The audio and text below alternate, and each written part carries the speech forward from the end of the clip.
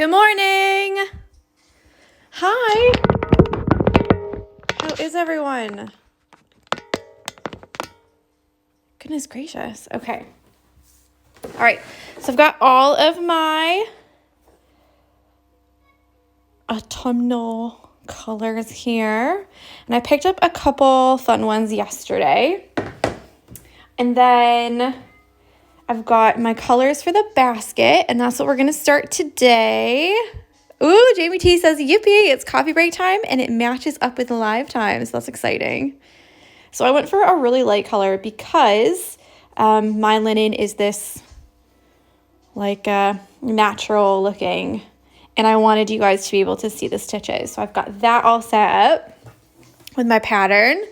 And I ended up having to do a sticky solvy over the top because, as you know, in the prep video, I messed up. So I've just drawn it on there. So hopefully you'll be able to see that. So just a couple things before we get started. As always, don't compare yourself to me and don't compare yourself to other people. You might have done this for the very first time ever in your life, or you might have done this for 20 years. So everyone's hoops are going to look different. And that's the best part of this, is that you can jump in with no matter how much previous experience that you have. So just do your best. Try your best. And that will be great. You'll do fine, I promise. The second thing is that videos are uploaded to IGTV immediately after this. That's because they save instantaneously and it's super, super easy. And then I'm aiming to get the video onto YouTube. The longest is before tomorrow's video, but I'm hoping within the first 2 or 3 hours after this. That way you guys can go to YouTube if you want to, and there's subtitles that are automatically generated at the bottom. So if you can't watch it with the volume on or anything like that, you can at least read the subtitles. And that's why it takes so long to upload, because they're literally subtitling all the videos for me. So I'm hoping that will be okay. The next thing is the colors. I've made little notes on the side. The colors, use whatever color you want. Not all of these are labeled, and that's why I don't really like to give the colors for the stitch-alongs. So before the pandemic came, I had all these big plans to make a kit for every single stitch-along, and then I could send it to you, and then y'all could have everything set and be exactly the same and blah, blah, blah, blah. And then obviously all of that just went to pot, didn't it? So don't worry about it. You can also print out your pattern, and I had a pattern printed over here, but I think I cut it up. I did. This is my extra one. You can also print out a bunch of these and then just color them in. So you could put them in Procreate on your iPad and just color in each one. And then if you like it, you can try and match up the thread colors, or just go as you go. Pick your favorite colors. Pick the colors that make you happy. And the very, very, very last thing is the strands. I will always try and tell you the strands that I use for each one, because hopefully everyone has an 8-inch hoop for this. But if you have a smaller hoop and you had to make it smaller for whatever reason, you might have to take 1 or 2 strands less than what I've done, because my hoop's quite big. It's 8 inches. And if you've done even a 7 or 6-inch hoop, then you will have to make the strands less. So there's that. I tried to make it quick and concise this time because people want to stitch. Do you know what I mean? The other thing I'm going to do is show you how to make a knot 2 ways, because a couple people last time were like, I totally understand the stitches, but I don't understand the knots. And that's a very common thing. Some people, I think because it's a personal preference. So some people do a knot at the end or 2 knots at the end.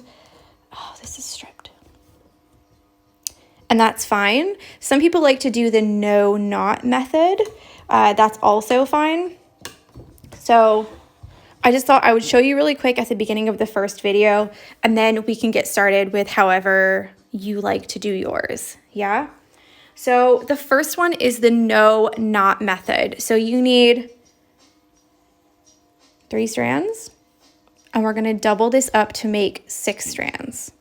Okay, so the no knot method works best with even numbers. So you can do it with 2 strands, you can do it with 4 strands, you can do it with 4 strands. And all you're gonna do is take however many you want to use and divide it by 2. So I want to use 6 strands, so I'm gonna use 3. And this is how it's going to work. You're gonna take the tips like this. I know some of you are gonna be like, Tori, we already know, but some people don't know. And so I thought just for the very first video, we'd give this a go. So to do your needle, I always put the eye of the needle right over where that is, and then push it through. And then you get it perfectly done every time. And you're just gonna leave the tail like that. Okay? So we'll go up from the back. This is just a practice hoop. And you're gonna leave that loop. Some people do this on the front as well if they're going to cover it up. But if you're not gonna cover it up, like if you're just gonna do a back stitch, then you're gonna want to do it on the back, right? So you're gonna start with your stitches, however that is. Yeah, and before you go all the way through and pull it tight, you're gonna put your needle through that loop and then pull it tight. So on the back, you have no knot. It's completely flat.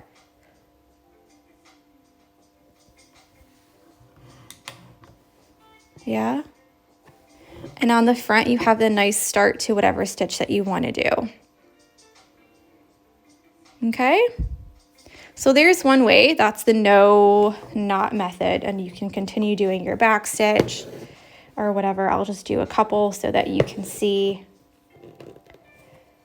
that there's no knot there.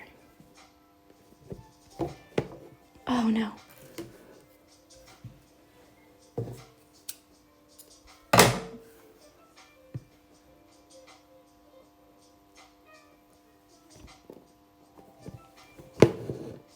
Okay, so we've got just 3 little back stitches, and then on the back here, you have no knot at all. Now to finish this with no knot, a lot of people will just slide their needle like this in a bunch of different ways through the stitches like that, and then snip that right off. And for some people, that's okay. I don't like ending mine like that because I'm a little bit paranoid that they're gonna come undone. They probably won't, but that's just me. The other way is you can literally just make a knot on the end. So you just make a little loop. Yeah. And then put it up through the back like that, and then push it all the way to the end. And then you can start that way. Now, obviously, the bad part about this one is that there will be a knot there. So if you ever need to go through this hole where we started, there will be a knot there. So you need to kind of work around that. So that might be a little bit difficult if we have a place that's like really congested with stitches, and we will find that later. So that's always a good thing to do. And then obviously on the end, we're just gonna make that knot again and push it all the way down. Now, a way to make sure that it's all the way down there is you can always take and do your knot and then put your needle all the way at the base of it like this and pull that down. And then make sure it's nice and tight. So there's 2 ways to do your knot. Okay, so this will be the practice hoop. If I ever feel like the regular hoop is getting a bit congested, or that it might be a little bit difficult to see what's going on, then I'll just pop this hoop in there, and then we can see it on a plain fabric with nothing on it.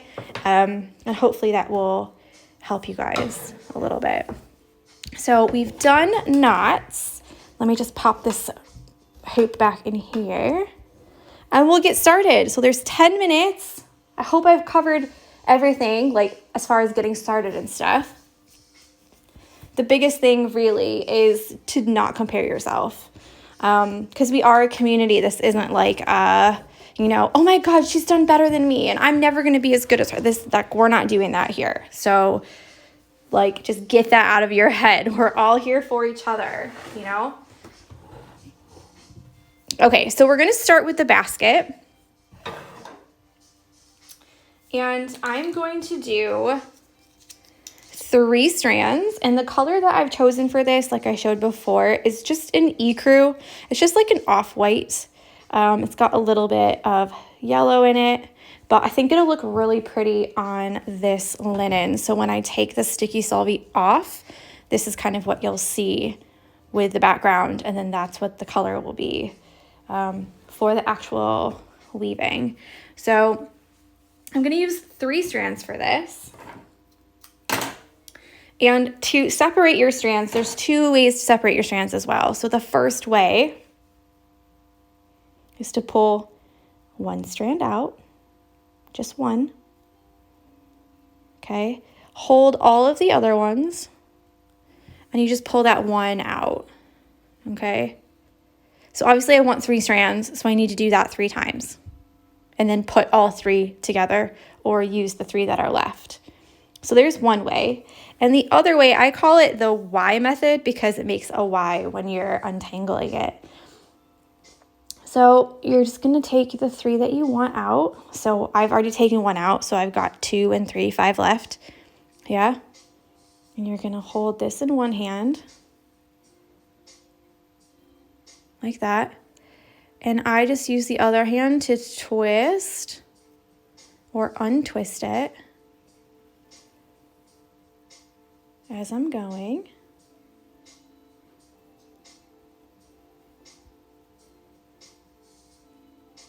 And then you'll get 3 and 3. So this helps so that the threads are a little bit together still, a little bit twisted still. But either way, it doesn't matter which way you do it. You can do it just 1 by 1 by 1 if that's easier for you, or you can just do the Y way and do it that way. So we're going to thread our needle and do a knot at the end. So we're just going to use 3 strands. Now, the other question I get asked a lot is how long of a tail in your needle should you use? Again, this is a personal preference thing. I tend to use a really, really, really long piece of thread and then just make the tail longer, so I don't have to keep putting more thread on, especially when I do these stitch-alongs, because it just takes up time, doesn't it? But see what works for you. So what we're going to work on today is just this inner circle here. Just this one like this. Okay, and we're going to start, the middle is going to be the woven wheel spokes, and then just this outside edge from here to here is going to be a woven wheel, and it's the same woven wheel as we use for the woven wheel roses. We're just going to keep them pushed out to the outer edge, and we're going to put all of the spokes into the middle. Hi, George. So like I said, we're just going to go from the middle here, or from the outside ring here to the inside here. The only thing you have to remember is that it has to be an odd number. So if you trace this a little bit weird, or maybe these were a little bit too like congested, so you didn't actually trace those, just make sure that you definitely have an odd number.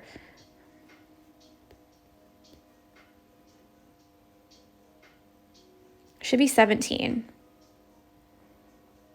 Okay, and that is quite a bit, but you'll see why in a minute. So we're just going to do the spokes now. And I like to work from the outside in. Goodness, goodness, goodness. The sticky solvy on there, it makes it quite thick. Okay, got it right, 17, good. Because I would really hate for you to do all of this work in the middle and then find that you have 16 or 18 and then it messes up the woven wagon reels. So what's going to happen is when you go round and round and round, you're only going to go around the same ones over and over and over. So some spokes you'll always see the spoke and other ones you'll never see the spoke. And we want to never see the spoke.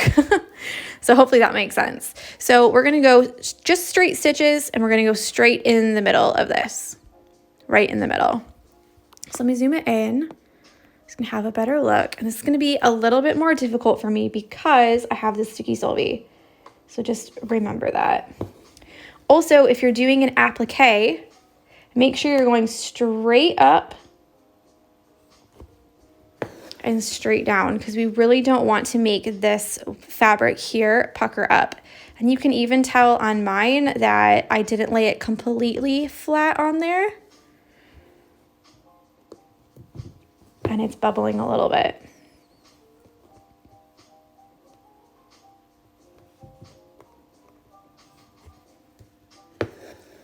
I had to add one. That's okay if you have to add one. Just make sure that you do it now because if you do it, if you stitch them all and then you realize, oh no, I've made the wrong number of spokes, then you're gonna have to take them all out really, or you'll have to add one in that's really small in between these two. Okay, so I've got 3 in and you can already tell that this hole, because I'm going through each time, is getting a little bit like too much, like there's no space. Yeah. So what you might have to do is do just a little bit in front of it. So not the same hole, just a little bit in front of it.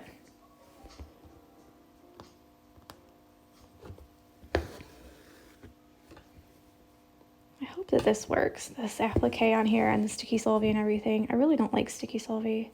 But I also didn't want to put another layer of, like cut out another piece of linen and do the blanket stitch all the way around it again.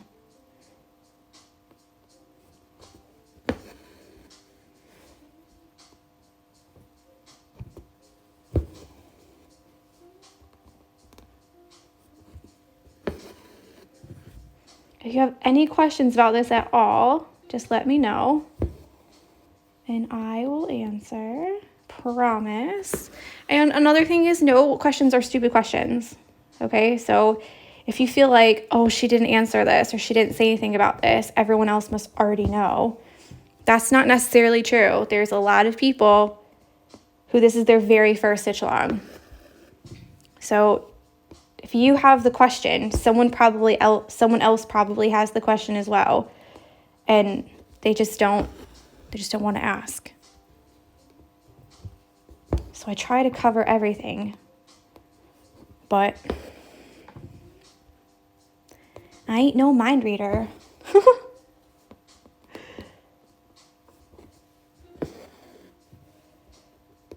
And then every once in a while I go straight down the middle again, just to kind of make them look like they're all coming, radiating from the same spot.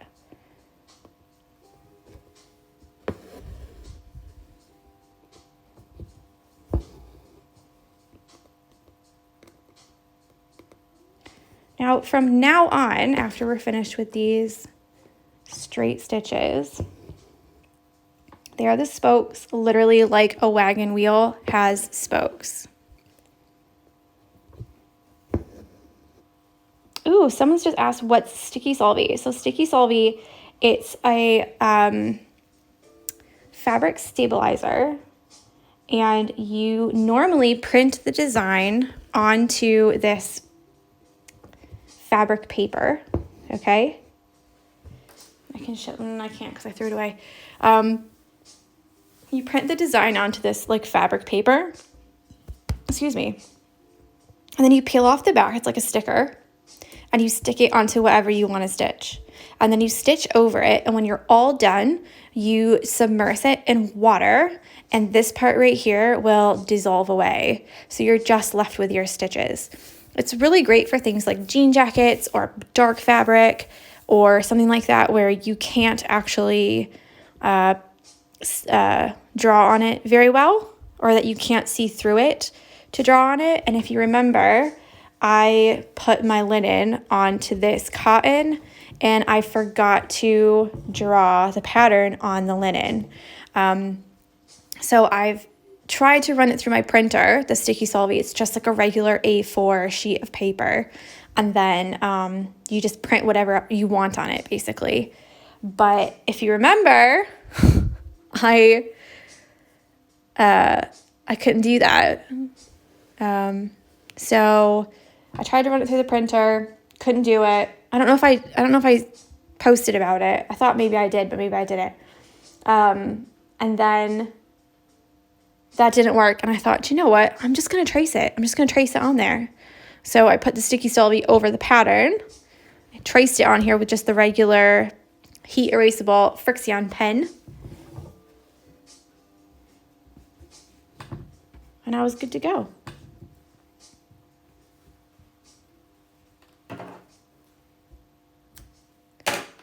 Okay. So, oh, we are blurry. We are blurry in here. Okay, so that was with 3 strands. I'm going to change to 6 strands because I want this to be a little bit more robust, if you know what I mean. I'll save that for a different day. Let me grab a new bit. Now, with the woven wagon wheel, we're not going to actually go down into the fabric after we start until we're already done, until the very, very end, unless you run out of thread, which that's fine too. If you have to do that, then you have to do that. And I'm just making a little knot at the very end. Normally with this, I'll do 2 knots with 6 strands because I find that sometimes the 1 knot will come undone. I know this first video is going to be quite long. I'm really sorry about that. So I'm just changing to 6 strands, okay? Now we're only going to do the woven wagon wheel on this outside ring. So we've got a ring here that goes around, and we've got a ring here that goes around. We're just gonna go from here to there, just this outside bit here, okay? So you can go up anywhere you want on this inner ring, but make sure that it's away from the middle. So we're not going up in the middle like we normally would for the woven wagon wheel. We're keeping it to this outside edge.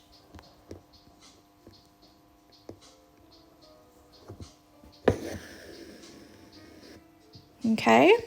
Now, from now on, we're not going back down the fabric until the very end. So this is all going to be weaving. So I like to do my first one under here.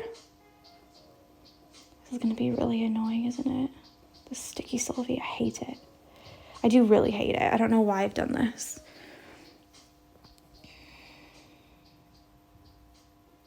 Let me change to a blunt needle and then you won't hear me cursing.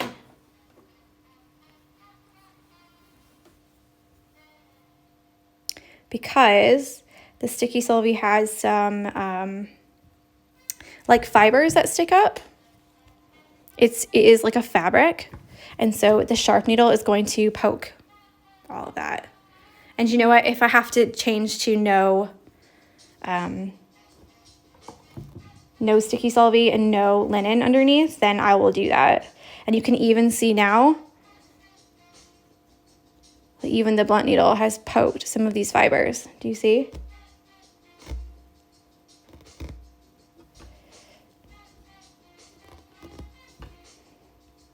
Okay, so the first one I like to go under, and then from here on it's over, under, over, under, over, under, all the way around, all the way around, all the way around. It's the same pattern the entire time. You'll also find that this is way easier if you take the hoop out of the hoop stand so you can spin it around as you're working on it. You can do a couple at a time, like this. So we have under, then over, under, then over, under, then over. The only tricky thing about this is that it's gonna wanna come down like here. It's gonna wanna go all the way down. So we just wanna keep making sure that that's out. So we're just making a really loose one. Now, what I could have done is made you do 2 sets of these. Instead of doing one long stitch, you could have done 1 stitch to here and then another stitch to here, and then that would have kept them in their own little quadrant.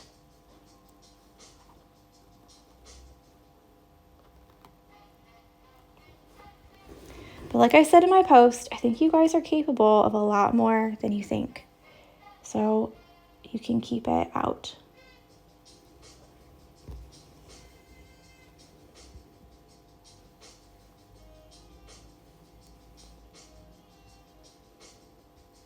So now we're at the beginning almost. And because we did an odd number, this next one here,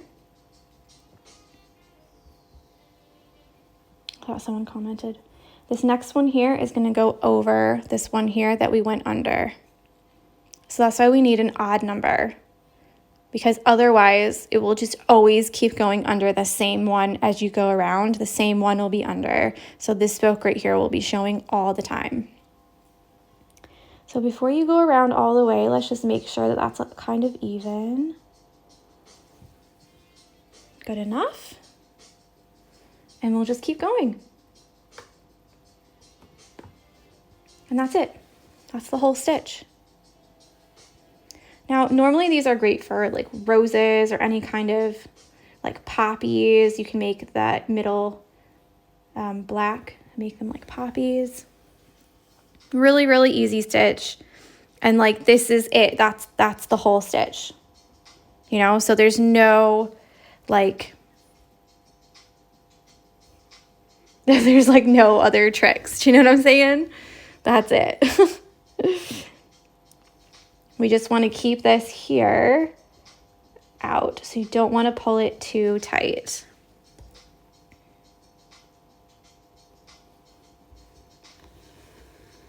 And let me tell you, this takes like 27 years longer when I have a hoop stand, because normally I would turn the hoop as you go around so that you're always using your dominant hand. You're a little bit more in control. Now we're back to the beginning again, and we're doing the opposite. So you can totally tell, especially with this one here. Please stop doing that. We've got under, over, under. And we're going to go all the way around. So again, the spokes are 3 strands, and filling it up is 6 strands. Now, of course, you could continue using the 3 strands. It's just going to take you a lot of time to go around and round and round and round and round, because you have less strands, and it's going to take up less space. It won't be as bulky.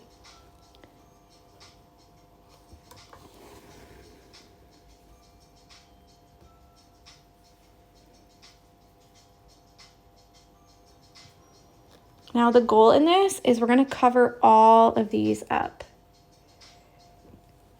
This is where I wish that we had a time lapse like in real life.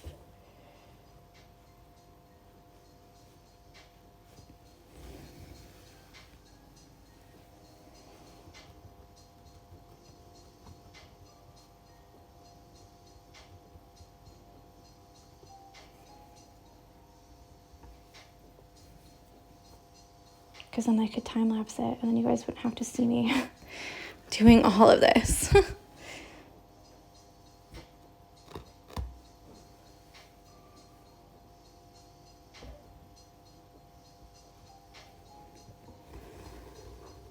My goodness, by the end of this, I'm going to be able to stitch with my right hand and my left hand.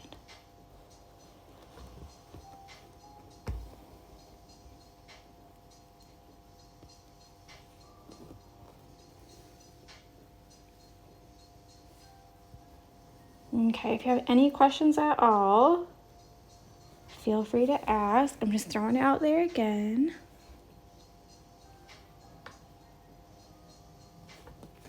I will give my whole spiel. I did do a story about it earlier. But we're definitely going to be liking and commenting each other's posts. So I hope that you're excited about that and seeing everyone else's hoops and like what colors they chose and how they're doing, all that kind of stuff. If you tag me in your stories, make sure that you wait until I pop up so that it will have a line underneath of it. So it will be the Barmy Fox with a line underneath of it. That way I definitely get the notification and I can reshare your work into my own stories. This will not work if you're private. So I had someone last time say, I see that you shared everyone else's stories but mine and I just want to know why. And I was like, oh my gosh, like, did I really do that? Like, how could I have missed it? And it's because she was private, so I don't actually see, I wasn't following her, so I don't see her posts. But oh my gosh, I felt so terrible. I was like, she probably thought I was like, I like just didn't like her work or something, you know? Like, that's really, made me really sad. I was like, no, I love it. But if you are private and you don't want to be public for the stitch along, that's totally fine as well. Just send me a picture and I'm happy to include it in my stories if you want me to. I just won't say like whose it is or anything like that so that no one will see you.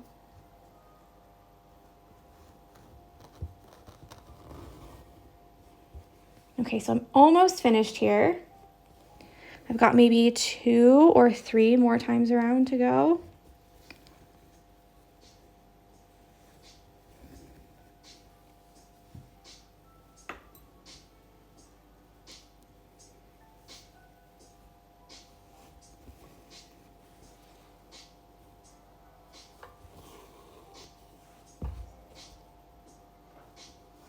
The other thing that you don't want to do is snag these other strands that are already in the wagon wheel. You want to try your best to go around and around and around.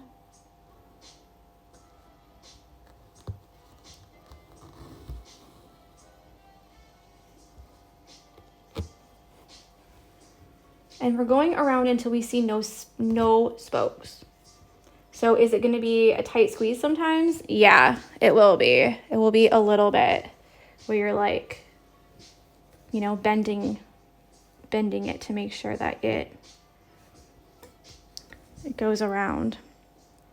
The other thing that you can do in the very, very end is you can do a little stem stitch around the outside. I'm not going to show that for this one. I'll just do it for the actual roses because I feel like it's a little bit more effective there. And if you see the spokes a little bit, it's not going to be that big of a deal because we're actually adding more lines.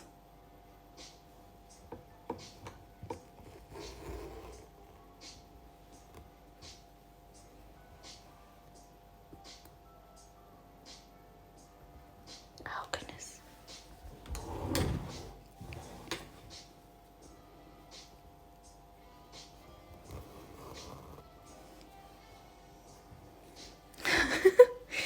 I can't see them anymore.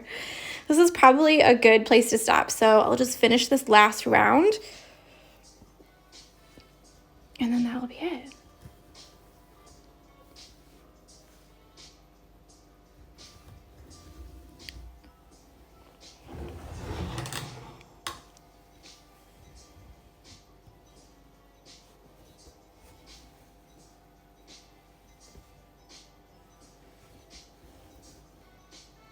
Now, depending on how tight you're actually pulling these, you might have to go around more times than I did. So don't think that you've counted the times I've gone around and go, okay, I have to do it 3 times or 15 times or however many times. You might have to do it a little bit more or less depending on how tight you actually pulled these. So just keep that in mind when you're doing yours. Okay, so I'm gonna go. Oh, I hate seeing the spokes. Do you know what I mean? Like, I really don't like it. I just feel like it could have looked so much better if you would have covered the spokes, you know?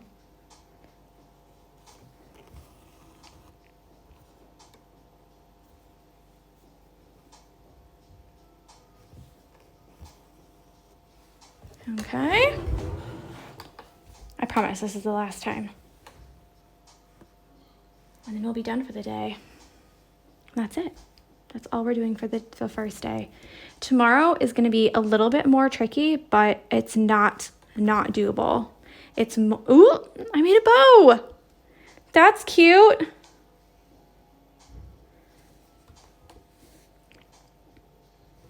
Yeah, but it's more about the pattern, like the actual pattern of stitching, than being tricky on its own, if that makes any sense. So the very last one, because I've done it enough, I'm all finished. The very last one, I'm just going to poke it straight back down. I'll take off my blunt tapestry needle there because I want to pierce through all of the fabrics that I've got on here. And I'm just going to tuck it right in there. Yeah, so I'm not going straight down like over here, because this right here is all going to be the color of whatever applique you have or the color of the fabric. So we want to really tuck it in there so that we don't see that ending. It's going to go like that and really blend in. So on the back, this is what you see. This is what we started with. Because like I said, the only time you're going to go through the fabric on the woven wagon wheel is at the beginning and at the end. So we're just going to do a very gentle knot here, because like I said, this is all surface work. So it's all work that's just sitting on the surface of your embroidery. So if you snag one of these, it's going to pull all of them out. But the other good thing is that you can manipulate them how you need to. So you can see here, it looks like I've poked through the sticky solvy, so it's catching a little bit. So what you can do is use the eye of your needle, which is this part here, and you can just kind of shimmy that in or out to make it look more like a circle, like a perfect circle. And also, like, rattan bags are not perfect, so if anyone's trying to make it exactly perfect, you can't, because they're literally made the same exact way that we're doing it, is by weaving. So they will be a little bit different. It's really stuck there, isn't it?